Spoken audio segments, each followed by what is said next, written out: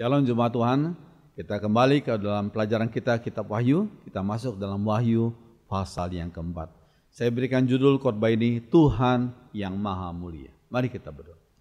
Biar Roh Kudus urapi hamba-Mu, mensensor tuturkan sikap hamba-Mu, dan setiap kami yang menonton dan mendengarnya, kami semua dibimbing oleh Roh yang sama. Berbicara kepada kami lewat lidah hamba-Mu dalam nama Tuhan Yesus. Amin. Tuhan yang Maha Mulia, Wahyu 4. Ayat 1-4 dikatakan, kemudian daripada itu aku melihat sesungguhnya sebuah pintu terbuka di surga. Dan suara yang dahulu yang telah kudengar berkata kepadaku seperti bunyi sangkakala. Katanya, naiklah kemari dan aku akan menunjukkan kepadamu apa yang harus terjadi sesudah ini. Segera aku dikuasai oleh Roh dan lihatlah sebuah tahta terdiri di surga. Dan di tahta itu duduk seorang. Dan dia yang duduk di tahta itu nampaknya bagaikan permata yaspis dan permata hardis. Dan suatu pelangi melingkupi tahta itu, gilang gemilang bagaikan zamrud rupanya. Dan sekeliling tahta itu ada 24 tahta, dan di tahta-tahta itu duduk 24 tua-tua yang memakai pakaian putih dan mahkota emas di kepala mereka. Ayat 5-8, dan dari tahta itu keluar kilat dan bunyi guru yang menderu, dan 7 obor menyala-nyala di hadapan tahta itu. Itulah ketujuh roh Allah.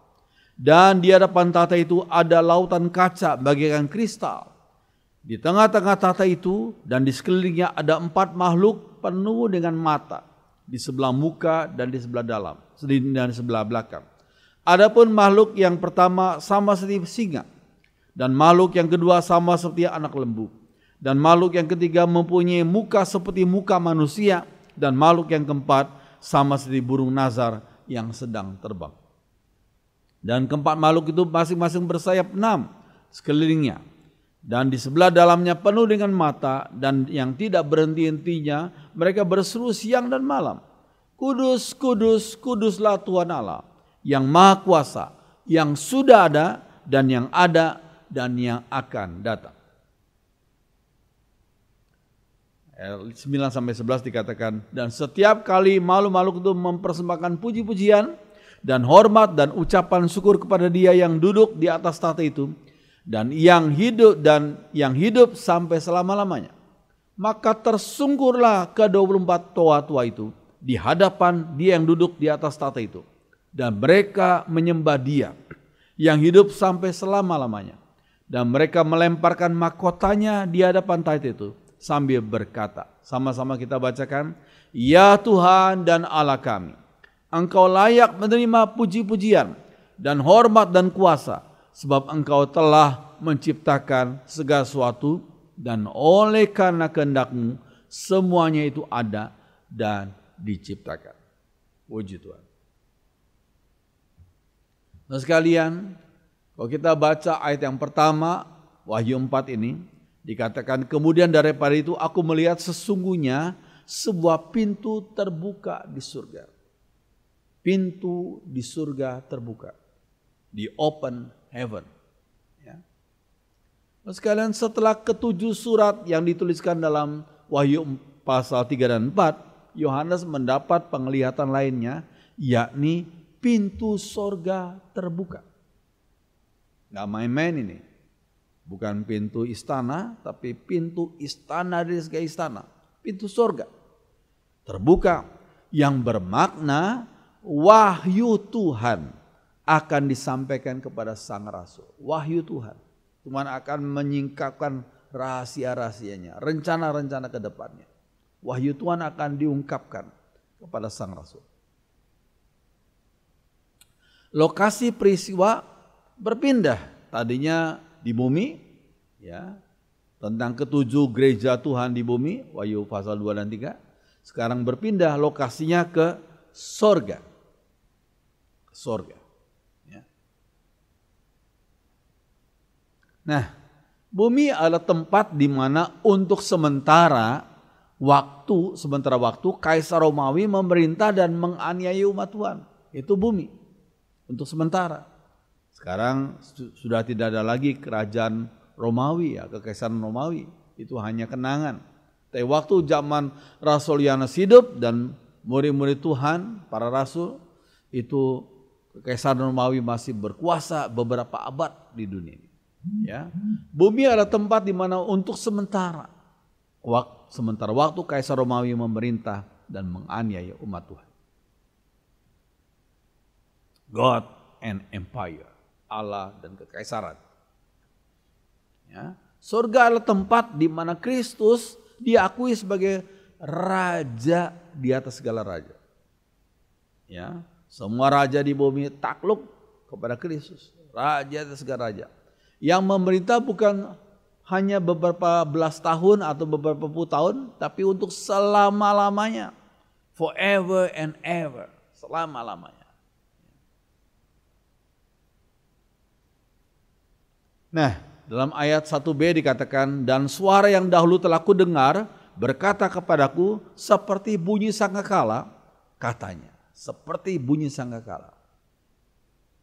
Suara Tuhan digambarkan seperti bunyi sangkakala dalam Wahyu 1 ayat 10. Ya, bandingkan Wahyu 1 ayat 10. Ya. Dan aku mendengar dari belakangku suatu suara yang nyaring seperti bunyi sangkakala. Ya. Suara Tuhan terkadang digambarkan sebagai bunyi sangkakala yang nyaring, seperti bunyi sangkakala. Ya. Sangkakala trompet perang yang jelas terdengar dan berotoritas. Trompet perang. Namun dalam konteks Eli yang sedang stres, suara Tuhan bukan dinyatakan memakai cara bunyi sangkakala, tapi yang sedang stres itu, Eli yang sedang stres itu, suara Tuhan seperti bunyi angin sepoi-sepoi basah yang menyejukkan, yang membuat adem bagi Eli yang sedang stres itu. Lihat 1 Raja 19 ayat 12. Jadi suara Tuhan dinyatakan berbeda-beda sesuai dengan kebutuhan dan kehendaknya. Ya, kebutuhan umatnya dan kehendak Tuhan. Ya. Pada konteks Wahyu 4, Tuhan yang Maha Kuasa akan menyatakan kepada Rasul Yohanes tentang berbagai kejadian yang harus terjadi pada waktu yang akan datang. Nah, ayat 2 dikatakan langsung saja, dalam terjemahan sehari-hari ya, langsung saja saya dikuasai oleh Roh Allah, lalu saya melihat di surga ada sebuah tahta dan ada seorang duduk di tahta itu. Duduk di tahta itu. Tuhan gak pernah turun tahta, saudara. Manusia naik tahta, turun tahta. Tapi Tuhan gak pernah turun tahta. Raja-raja di dunia naik dan turun tahta. Kekuasaan mereka tidak langgeng. Itu kekuasaan manusia. Walaupun Romawi pernah mungkin 6 abad pernah berkuasa, tapi udah gitu no more, enggak lagi. Kekuasaan Tuhan stabil dan tidak pernah digoyahkan oleh penguasa manapun di dunia. Stabil. He is the King of Kings. Dia raja segala raja. Oke, dalam ayat 3 dikatakan, dan dia yang duduk di tahta itu nampaknya bagaikan permata yaspis dan permata sardis, dan suatu pelangi melingkupi tahta itu, gilang gemilang bagaikan zamrud rupanya. Permata yaspis, permata sardis seperti pelangi. Maksudnya apa? Ada zamrud juga. Sekalian, nah diri Allah digambarkan dengan beberapa jenis permata, digambarkan. Tidak disebut Allah adalah permata, bukan, tapi digambarkan.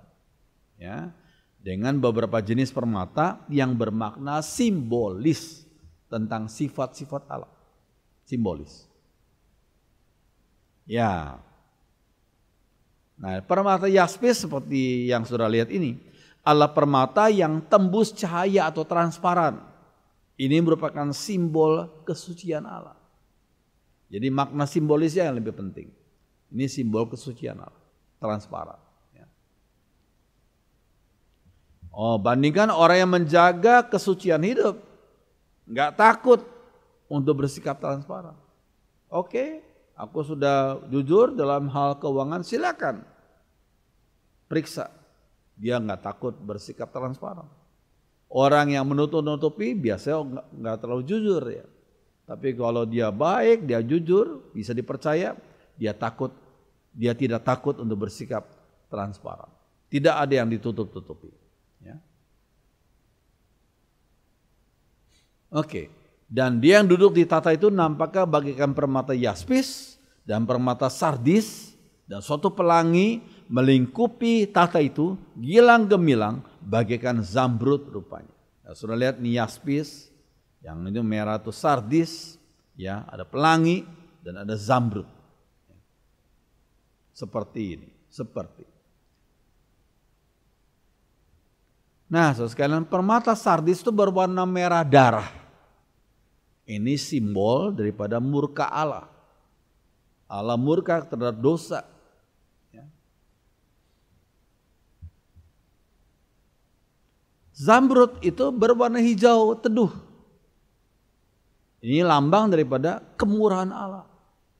Allah yang bermurah hati bagi siapa yang mau percaya pada Yesus sebagai juru selamat. Kemurahan Allah. Nah, ini ada pelangi. Pelangi itu melingkupi tahta Allah. Maksudnya pelangi adalah busur yang ditaruh Tuhan sebagai janji bahwa Tuhan tidak akan menghukum dunia yang berdosa dengan air bah lagi. Lihat dalam Kejadian 9. Allah mengaruniakan pelangi bahwa Allah tidak akan menghukum dunia dengan yang berdosa dengan air bah lagi. Itu setelah kejadian air bah zaman Nuh. Ya. Jadi penampakan ketiga macam permata tersebut menyatakan sifat Allah yang suci sehingga ia bisa murka terhadap dosa manusia. Allah yang suci, dia bisa murka terhadap dosa manusia. Tapi ia juga bermurah hati terhadap manusia yang mau bertobat. Jika kita mau bertobat, Allah masih mau bermurah hati pada kita. Ya, ayat 4 dikatakan, dan sekeliling tahta itu ada 24 tahta. Dan di tata itu duduk 24 tua-tua yang memakai pakaian putih dan mahkota emas di kepala mereka. Apa itu maksudnya?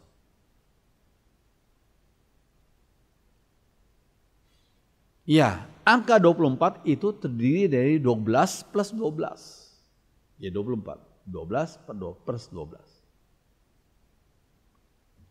Angka 12 pertama menunjuk pada 12 suku Israel.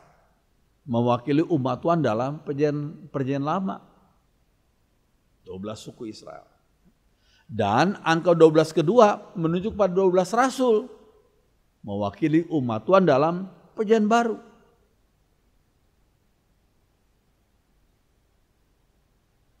Jadi ke-24 tua-tua itu menunjuk pada keseluruhan umat tebusan Tuhan dalam zaman PL dan PB.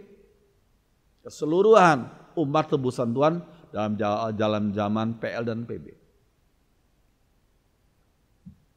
Ya, Tuhan telah berjanji bahwa mereka akan memerintah bersama dengannya.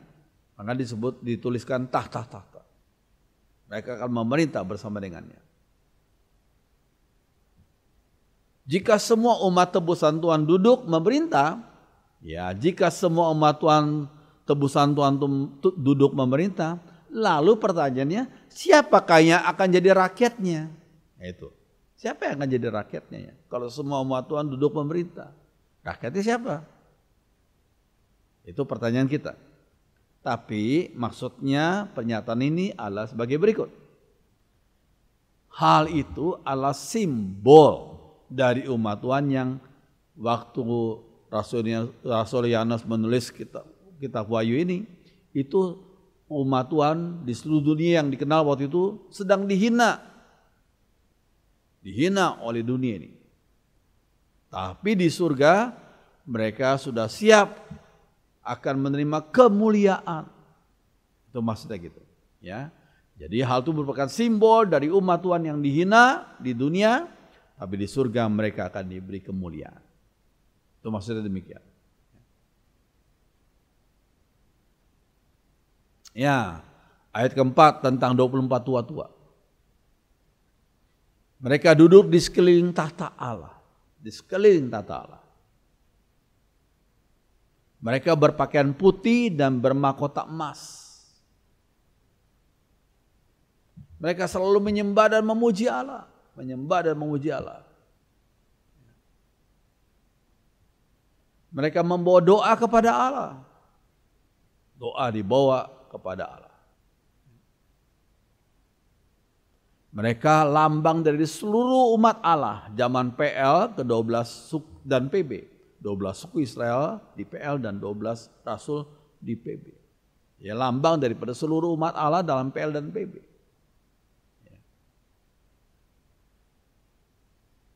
Mereka dikatakan berbaju putih, maksudnya simbol daripada kesucian. Simbol daripada kesucian. Ya. Mereka juga bermahkota emas. Emas adalah logam mulia. Maksudnya mahkota kemuliaan yang dijanjikan.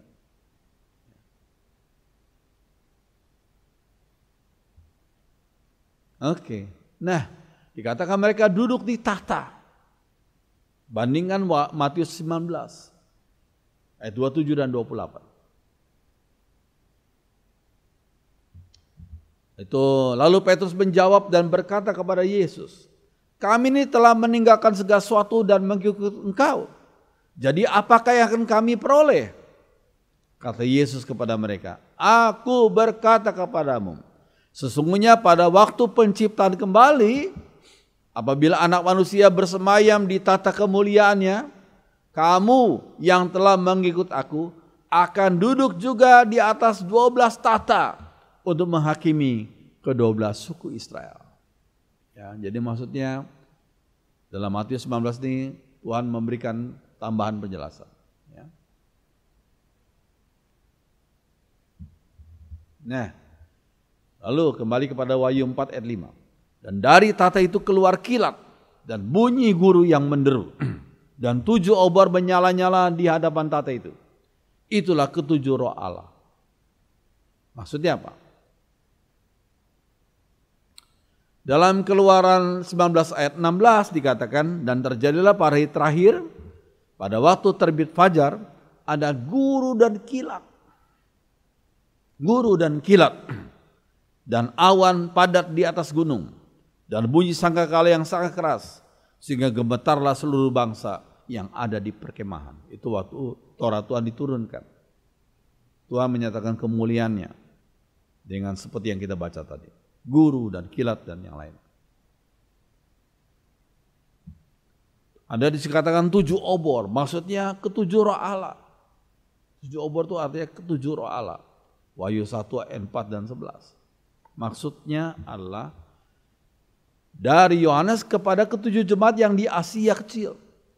Jadi setiap gereja walaupun ditegur oleh Tuhan, di situ ada roh Allah. Ya. Jadi maksudnya roh Allah berada di gereja sedunia. Wakil daripada 7 jemaat itu adalah mewakili gereja sedunia. Ada yang ditegur, ada yang dipuji. Ya. Ada jemaat yang pemimpinnya harus ditegur oleh Tuhan, ya. Abdi ada yang dipuji juga. Itu gereja Tuhan seluruh dunia di segala zaman. Ya.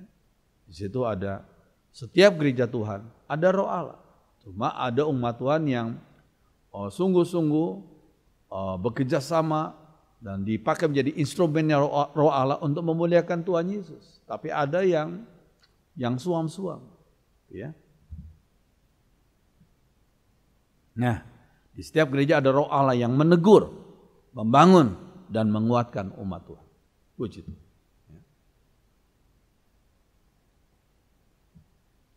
Oke. Nah, ayat 6a dikatakan, di hadapan tahta itu ada lautan kaca bagaikan kristal. Lautan kaca bagaikan kristal. Maksudnya apa? Laut pada waktu zaman Rasul Yohanes menulis merupakan hal yang memisahkan. Laut merupakan hal yang memisahkan. Rasul Yohanes di Pulau Patmos sambil menatap laut yang memisahkan dia dengan keluarganya. Jadi laut adalah sesuatu hal yang memisahkan. Jadi di bumi yang baru dikatakan nggak ada laut. Wahyu 21 ayat 1. Maksudnya nggak ada hal yang memisahkan umat dengan kasih Allah, nggak ada. Itu di bumi yang baru. Jadi laut merupakan hal yang memisahkan.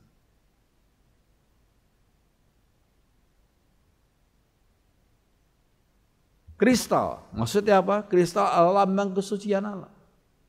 Lambang kesucian Allah, kristal. Jadi makna ayat 6a adalah terdapat pemisah antara Allah yang suci, maha suci, dan manusia yang berdosa. Kita menyebut beliau sebagai Allah yang transenden, Allah yang maha suci. Karena Allah itu maha suci, kita orang berdosa, sehingga terpisah. Iya. Dan ayat 6b dikatakan di tengah-tengah tahta itu dan di sekelilingnya ada 4 makhluk penuh dengan mata. Di sebelah muka dan di sebelah belakang. Maksudnya apa? Iya, ayat 7 dikatakan adapun makhluk yang pertama-tama itu seperti singa. Seperti singa. Makhluk yang kedua sama seperti anak lembu. Dan makhluk yang ketiga mempunyai muka seperti muka manusia. Ya, saya tidak perlu gambarkan muka manusia. Dan makhluk yang keempat sama seperti burung nasar yang sedang terbang. Ini apa? Apa maknanya nih? Simbol, ya. Singa, jangan lupa, singa adalah rajanya rimba. Jadi maksudnya yang paling mulia. Rajanya rimba. Yang paling mulia itu makna simbolis ya. Sedangkan lembu itu yang paling kuat dari antara ternak. Yang paling kuat dari antara ternak. Nazar, burung nazar adalah yang tercepat dan tertinggi terbangnya dari segala burung. Itu maksudnya ya. Sedangkan manusia adalah makhluk yang paling berhikmat. Gak ada makhluk lain yang lebih berhikmat daripada manusia. Jadi makna ayat ini adalah biarlah yang paling mulia dilambangkan oleh singa. Yang paling kuat digambarkan oleh lembu. Yang bergerak paling cepat dilambangkan oleh burung nazar. Dan yang paling berhikmat itu manusia, ya, dilambangkan oleh manusia. Biarlah semua makhluk, semua ciptaan Tuhan yang terbaik itu memuji Tuhan. Puji Tuhan. Yang terbaik itu memuji Tuhan. Jangan beri yang sisa, tapi yang terbaik kita pakai untuk memuji Tuhan, untuk melayani Tuhan, untuk mengagungkan nama Tuhan. Ya, ayat 8b dikatakan kudus. Kudus artinya dipisahkan. Berbeda dengan yang lain. Dalam bahasa aslinya lah hagios. Ya, different.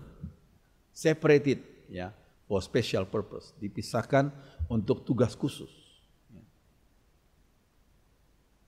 Allah Maha Kuasa melebihi semua raja yang pernah hidup di dunia.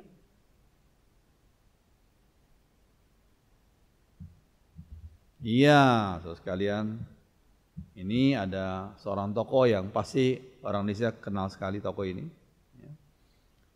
Uang yang pernah bergambar Bapak Soeharto almarhum, tapi sekarang sudah nggak berlaku lagi. Kenapa demikian? Beliau pernah jadi presiden di Indonesia selama kalau tidak salah 32 tahun, tapi sekarang no more. Beliau sudah tidak ada, sudah dipanggil, sudah meninggal dunia. Terus kalian, nah Tuhan Yesus berwibawa secara kekal. Manusia hanya hidup selama beberapa puluh tahun, pernah mungkin berkuasa selama beberapa puluh tahun, tapi nggak ada lagi. Ya, Tuhan Yesus berwibawa secara kekal, tidak ada batas waktu. Luar biasa ya.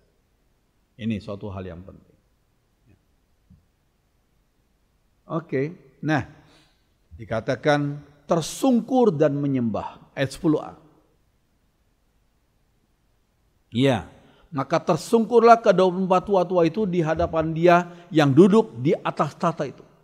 Tersungkur maksudnya ke depan arahnya. Tersungkur. Enggak ada tersungkur ke belakang. Itu namanya geblak ke belakang.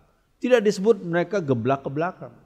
Tapi fenomena yang terjadi pernah terjadi di sebagian tempat pada waktu lalu, itu sebagian orang katanya menghadap Tuhan, mereka geblak ke belakang katanya. Tapi kalau kita lihat di mana sih, adakah ayat yang mendukung? Kitab Wahyu pasal 4 ayat 10, mereka tersungkur ke depan, bukan geblak ke belakang. Mereka melemparkan mahkota mereka. Raja yang kalah perang harus melemparkan mahkota mereka di hadapan raja yang mengalahkan mereka. Raja yang kalah perang harus melemparkan mahkota mereka di hadapan raja yang mengalahkan mereka. Sekalian, ayat 11 dikatakan, "Ya Tuhan, ya Allah kami. Engkau sajalah yang layak menerima pujian, hormat dan kuasa. Sebab Engkaulah yang pencipta segala sesuatu. Dan atas kehendak-Mu juga segala sesuatu itu telah terjadi dan hidup." Oh, saudara sekalian, di sini Tuhan dan Allah. Tuhan, kalau kita dengar kata Tuhan itu artinya owner, yang memiliki. Ya, Lord, yang memiliki, Tuhan. Ya. Sedangkan Allah itu yang mencipta. Ya. Dialah yang layak menerima pujian. Dialah yang mencipta, yang memiliki. Maka dia layak menerima pujian, hormat dan kuasa. Ya, biarlah firman Tuhan jadi berkat bagi kita semua. Biarlah kita hanya menyembah, memuji Allah Sang Penebus dalam Tuhan Yesus Kristus. Amin. Mari jemaat Tuhan kita bangkit berdiri. Kita nyanyikan satu lagu, "Aku hendak bersyukur kepada Tuhan karena keadilannya." Mari kita berdiri.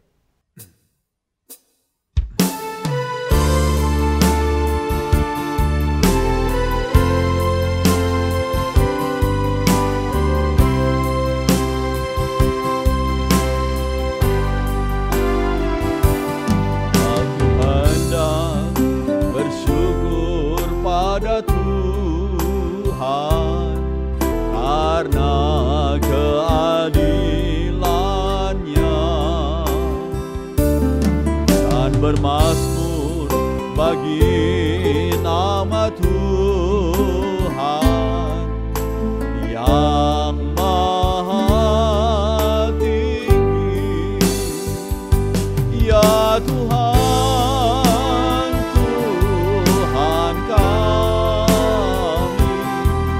betapa mulianya nama-Mu, Tuhan kami, dimuliakan atas seluruh bumi.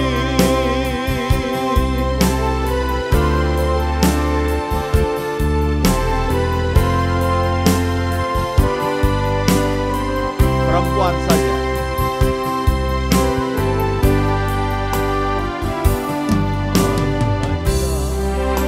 Bersyukur pada Tuhan karena keadilannya. Pria saja. Dan bermazmur bagi nama Tuhan yang sama-sama angkat tangan. Ya Tuhan, Tuhan kami, betapa mulianya nama-Mu, Tuhan kami, dimuliakan atas Tuhan, Tuhan kami. Ya Tuhan,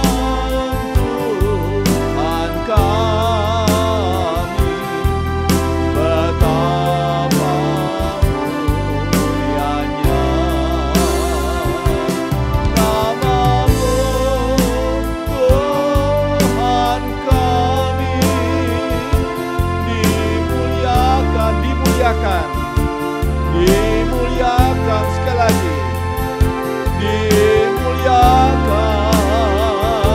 atas seluruh bumi.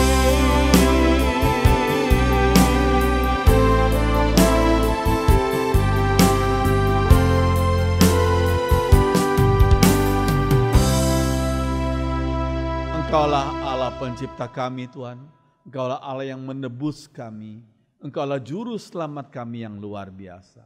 Terima kasih kami menyembah, kami mengagungkan nama-Mu. Terima kasih berikan kami kekuatan untuk menanggung berbagai macam tantangan, kami tetap setia iring Tuhan. Terima kasih Tuhan, dengarkan doa kami dalam nama Tuhan Yesus. Semua orang beriman mengatakan amin. Silakan duduk, Tuhan berkati.